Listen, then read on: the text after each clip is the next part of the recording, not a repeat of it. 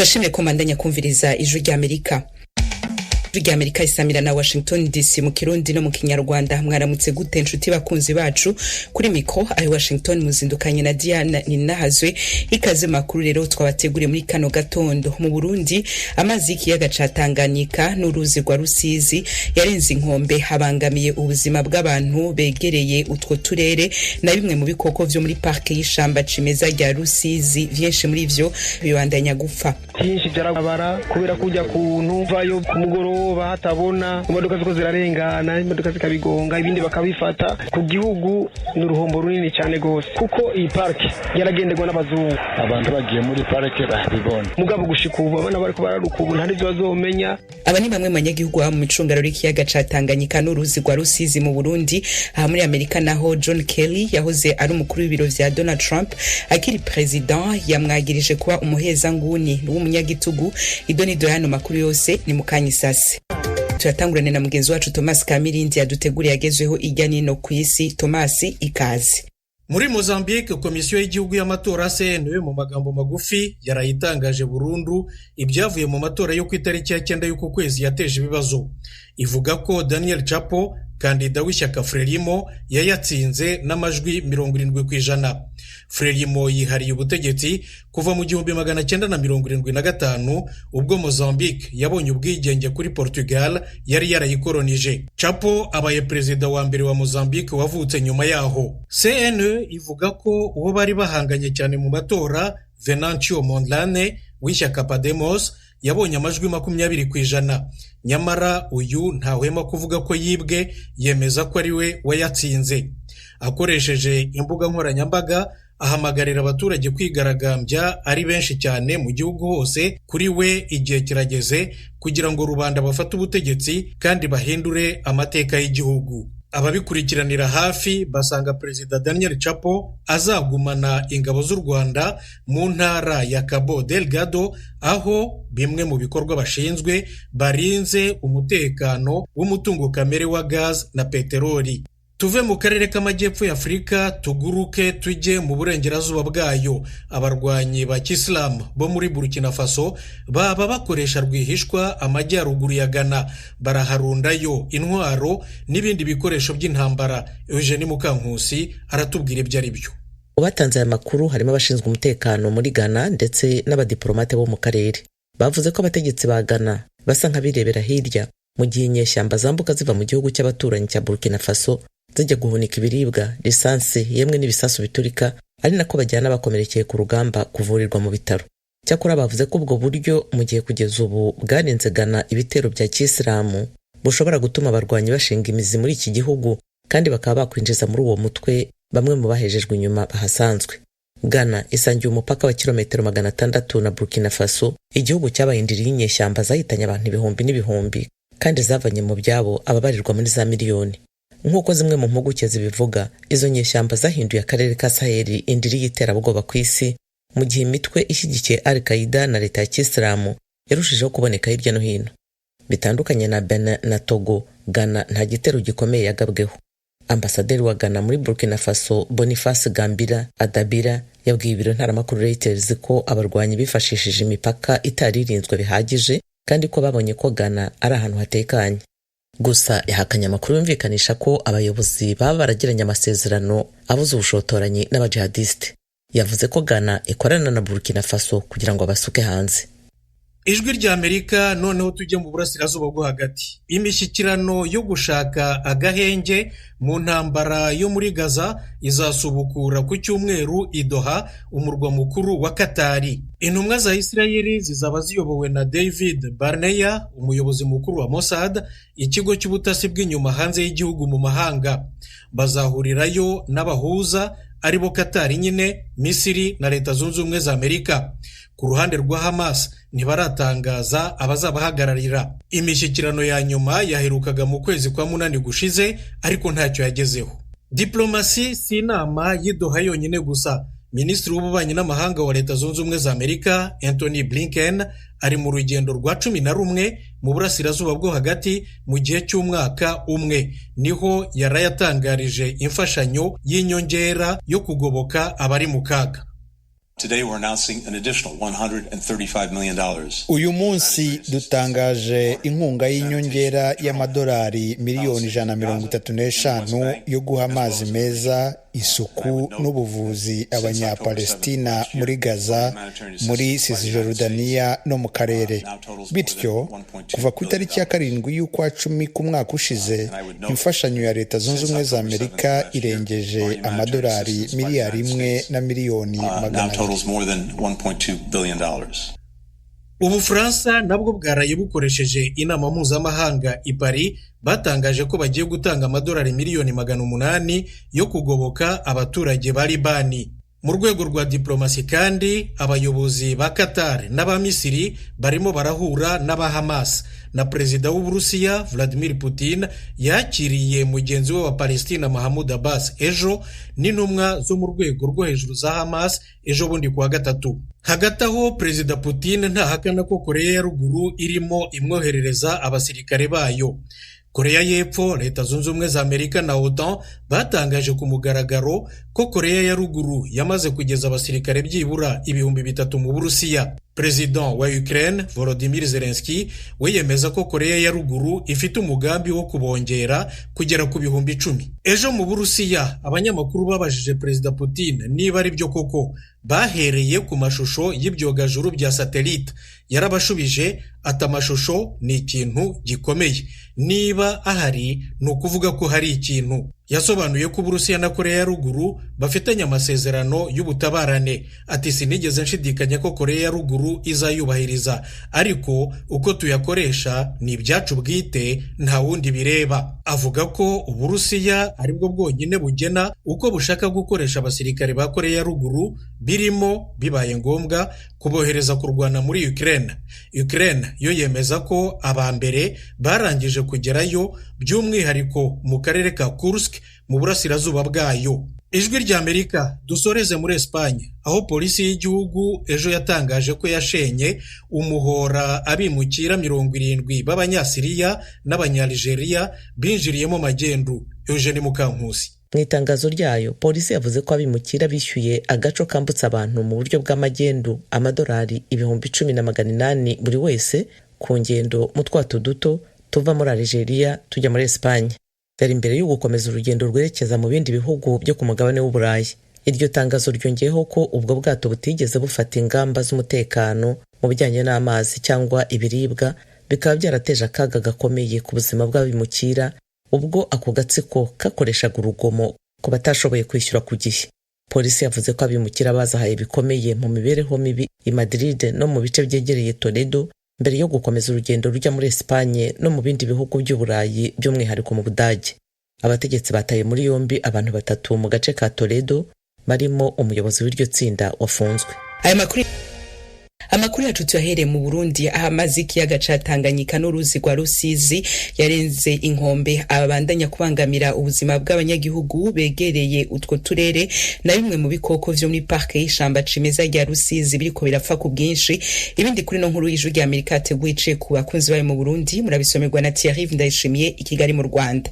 Kuva amazi ya Tanganyika ndetse n'uruzi Rusizi atanguriye kuduga akabangamira ubuzima bw'abantu mu bice byegereye ikiyaga birimo Gatumba muri Mutimbuzi, n'ibyasize inyuma ibikoko byaba muri parike ya Rusizi. Muri iyo parike amazi yateye ishamba rya Rusizi ahari hasanzwe haba ibikoko bitandukanye, aho gushika n'ubu hari hakidengereye amazi nk'uko abakunzi b'Ijwi rya Amerika babyiboneye. Ibyo byatumye ibikoko bidakunda amazi bitabiromoka, ibindi birapfa nk'uko bivugwa n'abanyagihugu baho. Abo banyagihugu bahegereye babwiye abakunzi bacu ko ishamba cimeza rya Rusizi ari ishamba ryarangwamwe ibikoko bitandukanye byahora birabwa n'ingenzi ziturutse ahatandukanye zirimo n'abanyamahanga. Ugeze mu bwinjiriro ubona ibice bimwe bimwe byaratewe n'amazi birononekara, harimo n'inyubako abakozi bahora bakoreramwo. Uyu munyagihugu abakunzi bacu basanze ahegereye ishamba cimeza rya Rusizi avuga ko kuva imyuzurira iteye ubwo ruhongore hari ibikoko batakibona. Byinshi byinshi byaravuyeyo nk'inzoka,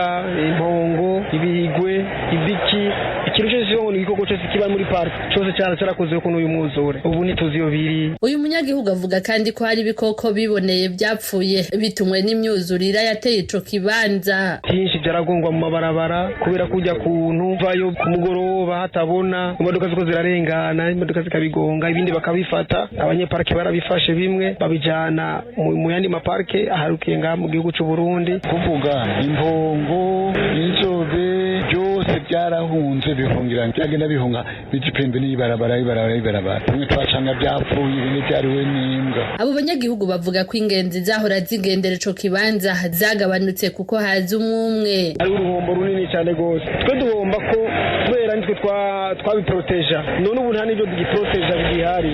Ku gihugu ni uruhombo runini cyane gose kuko iyi parke yaragenderwa n'abazungu. Abantu bagiye muri parke babibona, abazungu baje bagiye bakabibona bakabifotora. Ikindi bashikiriza nuko abana babo hari ibikoko batazomenya. Basaba ko iryo shamba rifitiye akamaro kanini igihugu n'abene gihugu ko ryokingirwa ku buryo naho hoteli imyuzurira ingenzi zobandanya zihatemberera. None mubazo bimenya gute mu gihe ni parke batayikoze kugira ngo abana bacu bazomenyeshwe ko ngaha higeze kuba ibikoko, higeze kuba igikoko kanaka, inzoka kanaka, tunayimwereke ndetse mugabo gushika ubu abana bariko bararuka ubu nta n'ivyo bazomenya. Ivyo biremezwa kandi n'abatware baho muri zone Gatumba. Umukuru wa zone Heja Mutoboke avuga ko imyuzurira yagize ingaruka mbi ku bikoko. Kubona twaciye tuzimurira hariya ku mbuzi yo mwuzurira kuzosubira kubibona si vuba, kandi n'ahantu bazitwaye n'ahantu hari ishamba ryagutse udashobora kubibona byoroshe. N'ingenzi zaza nyuma zigasiga n'amafaranga, igihugu kikaronka amadovize. Icokorwa ngo zitigwa hakaboneka n'ukungene hoterwayo ibiti na cyane birinda amazi. Aha kandi n'ubuyobozi bujejwe amashamba n'ubushikiranganje bw'ibidukikije, uburimyi n'ubworozi ntibuhakana ko ibikoko biri muri iryo shamba byatewe n'amazi bigahungabana birimo imvubu n'impongo. Nibitanga Samuel ni umuyobozi ajejwe iby'amashamba mu kigo cy'igihugu kijejwe gukingira ibidukikije mu bushikiranganje bw'ibidukikije. Uku niko abisigura kuri mikoro z'abakunzi b'ijwi ry'Amerika. Ariko rero mu nyuma tumaze kubona yuko ziriko zirahungabana, twaciye tugerageza turazifata turazihungisha tuzishira mu kindi gice atamazi arimwo gifashe kubaho atangorana. Nibitanga Samuel umuyobozi mu kigo kijejwe amashamba avuga kandi ko hari kwarategurwa ibikorwa byo gutunganya ishamba cimeza rya Rusizi ku rwego rwo kuja barakira ingenzi ziza kugendera ico kibanza kizoba ari iciratiro. Mu mugambi Paseko hari ibikorwa bitari bike bigomba birangurirwe muri park ya Rusizi na cyane kugira dutunganye neza ibikorwa byo kwakira ingenzi, aho hatekanije no kubakwa inyubakwa zizotuma n'igihe amazi yoba yaharengeye ingenzi ishaka kubandanya ikabona ibyo yifuza. Ishamba cimeza rya Rusizi mu gice ca Gatumba komine Mutimbuzi intara ya Bujumbura ryatewe n'amazi kuva mu mwaka wa 2021. Ayo mazi ava mu kiyaga ca Tanganyika n'uruzi Rusizi byose bikaba byunyugwa n'imvura igihe cose iguye ari nyinshi. Thierry Ndayishimiye, Ijwi ry'Amerika, Kigali. Ndayishimiye urakoze. Duce twandaniriza mu gisata c'amagara y'abantu. Abanyaziya baza imbere mu bakoresha ubuvuzi buzwi nka acupuncture mu ijambo ry'igifaransa. Ubwo buvuzi bukoresha inshinge, burifashisha kandi ibintu vy'umwimerere harimwo n'ibiribwa mu kuvura indwara zitandukanye. Abahinga aha bakemeza ko ivyo biribwa bimwe na bimwe bifasha umubiri kongera udukoko tuba mu muntu tutabonwa n'amaso tuzwi nka bakteri mu gifaransa. Utwo tuntu rero dufasha umubiri kwirinda no kurwanya indwara zimwe na zimwe harimo na cancer. Mu kiganiro mugenzi wacu Ejonie Mukankusi yagiranye na muganga Maurice Nzoyamara akomoka mu Burundi ariko akaba aba muri Canada, yabanje kumubwira kamere y'utwo dukoko. Mu myaka yahera tuzi yuko udukoko bakteri dutera ingwara, kandi mu by'ukuri udukoko rutera ingwara ni 1% ziteza ingwara, ariko izindi ntabwo ziteza ingwara, zidufasha kugira ngo tukire amagara meza. Utwo dukoko rero kuva umuntu wa mbere yabayeho mu isi yabanye natwo turatumenyera, hanyuma tuja mu mubiri tubana natwo. Donc ni kominote, ni nk'uko tuvuga yuko kominote igiye kureba muri kominote usanga harimo abantu benshi, harimo abantu batandukanye, harimo ibiti, ibikoko, amazi, byose nibigize kominote. Mu mubiri w'umuntu rero naho nyine dufite iyo kominote, harimo utwo dukoko, harimo za bakteri, hakaba harimo na za virusi n'ibindi. Mugabo uyu munsi twisunga cyane kuri bakteri. Izo bakteri zidufitiye akamaro kanini cyane. Utwo dukoko tuba hehe? Utwo dukoko kugira ngo tumenye aho tuba, d'abord tumenye aho twaje tuva, ingene turonka. Icyambere cyo notangura gusaba umuntu wese gushimira umubyeyi, no kuvuga yuko umubyeyi yatwibarutse mama, kuko utwo dukoko ubwa mbere twaturonse ku mubyeyi yatwibarutse. Iyo umwana avutse mu nzira naturelle araturonka, hanyuma ni mu konka amabere akaturonka utwo dukoko. Utwo dukoko rero dufite akamaro kanini cyane, nitwo tugenda kwigisha cyangwa gufasha umwana. Urabona umwana akivuka kugira ngo ajye amata anywa, ategezwa guhingurwa. Wibaze rero umwana akivutse afise umunsi umwe, ibice by'umubiri byose nta kintu kimwe bishoboye gukora. Utwo dukoko twavuye ku mubyeyi nitwo dukora igikorwa kinini cyane mu gufasha gusya ya mata kugira ngo umubiri ushobore kuyakoresha. Tugafasha no kwigisha abasirikare b'umubiri, kuko abo basirikare b'umubiri ntibaba bazi environnement, ariko utwo dukoko tugenda twigisha gushika ku myaka 3. Ivyigwa vyerekana yuko umwana akwije imyaka 3 aba afise amabakteri azomufasha imyaka yose yo kubaho. Wabajije ati tuba hehereye? Yego, turi mu kanwa, turi mu mazuru, turi mu matwi, turi mu mara, tukaba ni mu bice haca umwanda mukuru, ni mu bice by'irondoka. Ariko rero twinshi rero turi mu gasaho kitwa cecum, n'agasaho kari hafi ya urura runini, niho harimo udukoko twinshi cyane. Haraho waruvuze ngo umwana yabona utwo dukoko yonse nk'amashereka. Urumva niba turi no ku mubiri w'umubyeyi, ubwo duhita tujya no mu mwana. Igihe umwana yonse undi muntu, icyo gihe hari utundi dukoko avana muri uwo mubyeyi wundi, ntibigenda bikivanga bikaba byamugiraho ingaruka? Iyo bishitse konka uwundi muntu, no kuvuga yuko naho nyine aronka bakteri zivuye kuri uwo wundi muntu, kuko bakteri no kuvuga yuko 30% nizo umuntu yavana ku mubyeyi, izindi zisigaye umuntu azivana mu mfungurwa arya, ibindi bintu umuntu akora, environnement rimwe. Nico gituma nkajya abantu ubona bagenda hanze bagakina hasi, bagatora ibintu bagashira mu kanwa, hajya no kugira ngo bashobore kugira ntuzeye bakteri zitandukanye zoja mu mubiri.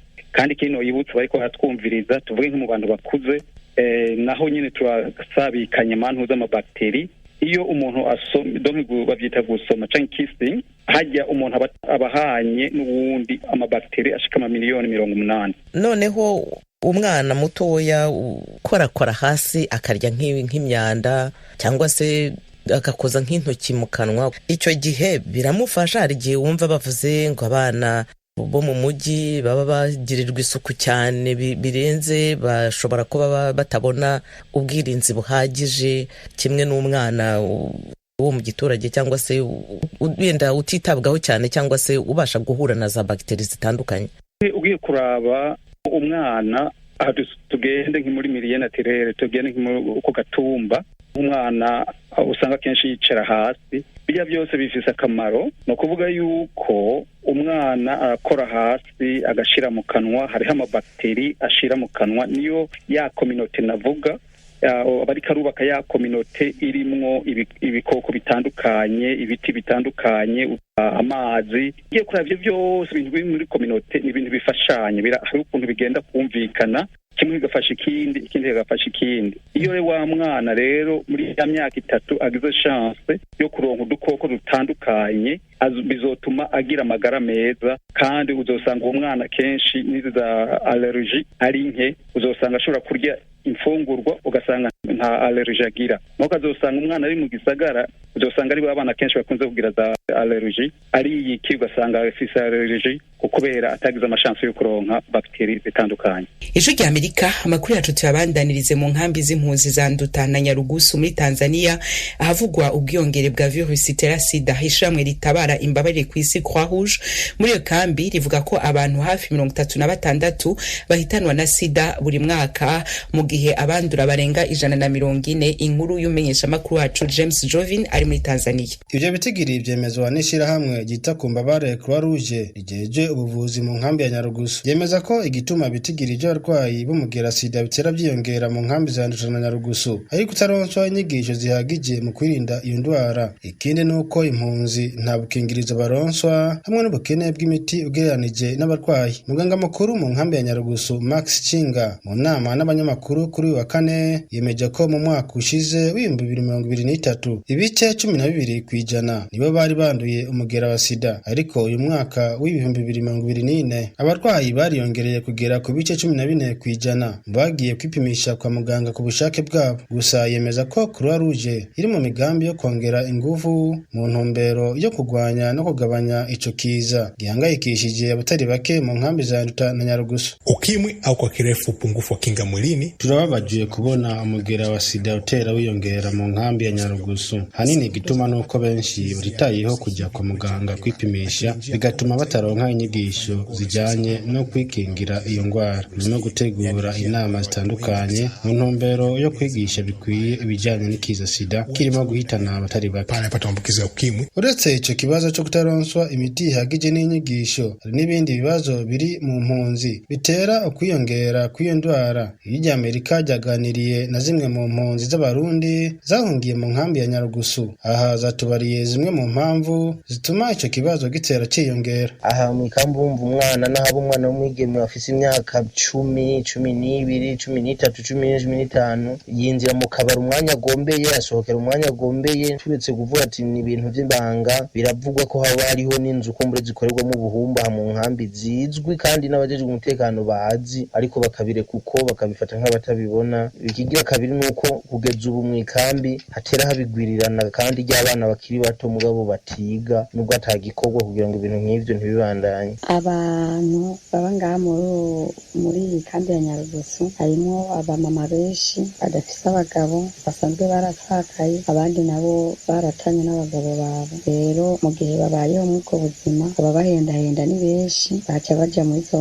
ngeso. Kubw'izo mpamvu izo mpunzi zisaba amashirahamwe ajejwe igisata c'ubuvuzi mu nkambi za Nduta na Nyarugusu gutanga inyigisho zikwiye mu kwirinda uwo mugera, kuronsa impunzi ubukingirizo n'imiti ikwiye mu ntumbero yo kugabanya ibitigiri by'abandura n'abahitanwa n'iyo ndwara buri mwaka. Inyigisho ni nke cyane ku bijyanye n'ikidarohanya nganda sida. Nta himiriza, nta maseminari, nta manama, no kuvuga amashirahamwe asanzwe afasha impunzi yabajeje ubuvuzi, yabajeje eka yose asa n'atekereje menga ntaco yinona ku bijyanye n'ico kidarohanya nganda sida. Rero turabona ko ico ari ikibazo kuko ingeso zirahana nyinshi. Cyane cyane nk'ayo mashirahamwe, ibiganiro kumbure vy'ugwaruka n'inyigisho ni bike, ntibishoboka bivanye nuko niyo bishizwe. Uretse ikiza ruhanya nganda sida, ikibazo c'ubuvuzi muri rusange ni kimwe mu bibazo bihangayikishije impunzi z'abarundi zahungiye mu gihugu ca Tanzania, mu gihe imfashanyo zigenewe impunzi zageze ziragabanywa ku rugero runini mu kiringo c'imyaka 3 ishize. Kuva mu gihugu ca Tanzania, James Jovini, kubwijwi rya Amerika.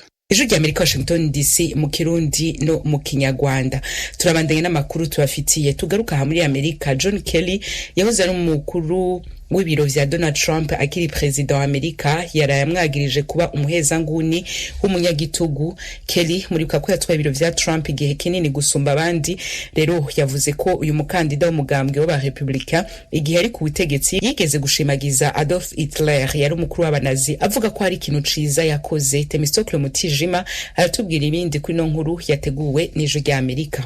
Ibyatangajwe na John Kelly, umujenerali wavuye ku rugerero wakoranye na Trump mu ngoro y'umukuru w'igihugu kuva mu 2017 kugeza mu 2019, byasohotse mu kiganiro yagiranye n'ibinyamakuru The New York Times na The Atlantic kuwa kabiri w'iki cyumweru. Ibyo biriyongera ku miburo yatanzwe mu bihe byashize n'abandi bategetsi bakuru bakoranye na Trump bavuga ku myitwarire ye. Ni mu gihe habura ibyumweru bibiri ngo amatora abe. Kelly yakunze kunenga cyane Trump ndetse yaherukaga kumushinja gutuka abasirikare baguye ku rugamba abita ibigoryi n'ibigwari. Ibatangaje bije mu gihe Trump urimo guhatanira manda ya kabiri yiyemeje kuzagura bikomeye imikoreshereze y'igisirikare imbere mu gihugu. Uyu wahoze ari umukuru wa Amerika avuga ko azakoresha ingufu za gisirikare mu guhiga abanyamerika afata nk'abanzi b'imbere mu gihugu. Bwana Kerry mu kiganiro n'ikinyamakuru The New York Times yibutse ibyavuzwe na Trump yagize ati yabivuze ubugira kenshi avuga ngo urabizi Hitler nawe hari ibintu byiza yakoze. Kerry yavuze ko yageragezaga guhagarika ikiganiro kuri iyi ngingo abwira uyu wahoze ari perezida ngo nta kintu Hitler yakoze wavuga ko cyari cyiza, ariko Trump we agakomeza kugarura iyo ngingo. Mu kiganiro na The Atlantic, Kerry yibukije ko hari ubwo Trump yazanye igitekerezo cy'uko akeneye abajenerali nk'aba Badage. Aho uyu mujenerali wavuye ku rugerero avuga ko yabajije Trump niba ashatse kuvuga abajenerali nk'abo ku bwa Bismarck, chancelier wayoboye mu gihe cyo kwihuza k'Ubudage. Aha Kerry yibuka ko yamubajije ngo nta gushidikanya ntiwavuga abajenerali ba Hitler. Aho wahoze ari perezida yasubije ngo yego abajenerali ba Hitler. Abashinzwe kwamamaza Trump kuri uyu wa kabiri ibyo barabihakanye. Umuvugizi wabo Stephen Cheng yavuze ko Kerry yitesheje agaciro hamwe n'izi nkuru z'ibinyoma yahimbye. Amakusanyabitekerezo yerekana ko irushanwa ryo guhatanira umwanya w'umukuru w'igihugu muri za leta z'isibaniro rikegeranye cyane, kandi Trump na Vice Perezida Kamala Harris baracyanyuranamo bazenguruka igihugu mu kugerageza kwigarurira amajwi y'abatora batarafata umwanzuro ko bazaha amajwi yabo. Abashinzwe kwamamaza Harris bamaze igihe kinini begera abatora badafite aho babogamiye. Aha barifashisha ubufasha bw'abarepublikani bamaze igihe kinini muri iryo shyaka nk'uwahoze ari depite Liz Cheney, cyo kimwe n'amagambo nk'aya ya Kerry. Ni mu rwego rwo guhamagarira abari batoye Trump mbere kutamutora mu matora yo muri uku kwa 11. Abashinzwe kwamamaza Harris bahamagaje abanyamakuru kuri uyu wa kabiri mu rwego rwo kuzamura amajwi y'abategetsi ba gisirikare bavuye ku rugerero bagaragaje uburyo benshi mu bakoranye na Trump mbere ubu batakiri ku ruhande rwe. Steve Anderson, Brigadier General wavuye ku rugerero, yagize ati abantu bamuzi neza ni nabo bamurwanya cyane batamushaka nka perezida. Anderson yavuze ko yifuza ko Kerry yashyigikira Harris byimazeyo kurusha Trump, ikintu atarakora. Nyamara Kevin Carroll, koloneli wavuye ku rugerero wanahoze ari umujyanama mukuru wa Bwana Kerry, kuri uyu wa gatatu yavuze ko uyu wahoze ari umutegetsi mukuru mu biro bya Trump yahitamo guhekenya ibimene by'ibirahuri aho gutora Trump. Mbere yo kuba umuyobozi mukuru w'ibiro bya Perezida Trump, Kerry yabaye minisitiri ushinzwe umutekano mu gihugu, aho yayoboye ibikorwa bya Trump byo kugerageza kubaka urukuta ku mupaka wa Amerika na Mexique. Kerry kandi yari ku ruhembe rw'imbere rw'ibikorwa by'ubutegetsi bwa Trump bijyanye na politiki yo guhiga bukwara bimukira. Ibyo bikaba byaratatanyije ibihumbi n'ibihumbi by'abimukira b'ababyeyi n'abana babo kuri uyu mupaka wo mu majyepfo. Ibyo byatumye afatwa nk'umugome ruharwa kuri benshi bo ku ruhande rw'abademokrate barimo na Harris. Kerry siwe muntu wa mbere wahoze ari umutegetsi wo hejuru mu gihe cya Trump ugaragaje uyu wahoze ari perezida nk'intambamyi. Mark A. Milley, generali wavuye ku rugerero wahoze ari umugaba mukuru w'ingabo ku bwa Trump, yabwiye Bob Woodward mu gitabo aheruka kwandika cyitwa War, intambara mu Kinyarwanda, ko Trump ari umunyagitugu birenze n'umuntu uteje akaga gakomeye ku gihugu. Ndetse na Jim Mattis, generali wavuye ku rugerero wabaye minisitiri w'ingabo ku bwa Trump, nawe nyuma yaba yarabwiye Woodward ko yemeranya n'isesengura rya Milley. Mu izamuka rye mu ruhando rwa politiki, Trump, umunyemari waje guhinduka umunyapolitiki, yagiye ashyigikirwa cyane n'abasirikare bavuye ku rugerero. Ubushakashatsi ku matora bwakozwe n'ibiro ntaramakuru by'abanyamerika Associated Press bwerekanye ko 6 ku 10 mu basirikare bavuye ku rugerero mu 2020 batoye Trump. Ibyo bikabuko no kuri 1/2 cy'abantu bafite umusirikare wavuye ku rugerero mu ngo zabo. Mu matora y'ibanze y'ishyaka ry'abarepublikani muri leta ya Carolina y'Epfo uyu mwaka, ubushakashatsi bwa Associated Press bwasanze hafi 2/3 by'abasirikare bavuye ku rugerero ndetse n'abantu bafite abavuye ku rugerero mu ngo zabo baratoye Trump, aho gutora uwahoze ari guverineri wa Carolina y'Epfo Nikki Haley, umukeba ukomeye mu bari bahanganye nawe mu matora y'ibanze y'abarepublikani y'uyu mwaka wa 2024.